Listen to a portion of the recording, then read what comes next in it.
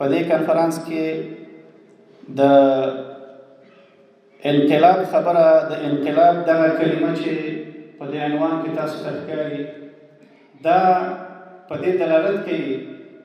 لکه څنګه چې په هره برخه کې انقلاب، که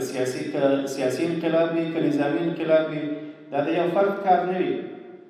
نه د یو جهت کار وي، نه د یوې ادارې کار وي، بلکې په دې برخه کې د زراعت او مالدارۍ په برخه کې ټول زیرت د جهاد په دې کې مسؤلیت او واجب باید خپل ادا کړي. همدارنګه انقلاب د یوې ورځې کار هم نه وي، نه د یوې میاشتې، نه د یو کال کار وي. د انقلاب غوښتنه دا ده چې دوامداره هلې ځلې باید په دې برخه کې وشي. نو دلته همدغې نقطې ته په کتو سره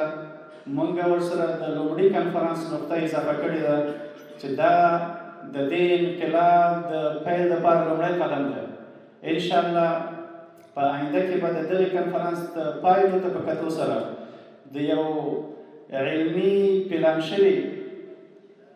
سیستم او لړۍ په سلسله کې دغه لړۍ داسې وغځېږي تر څو د دې په تطبیق کار وکړي او د راتلونکي لپاره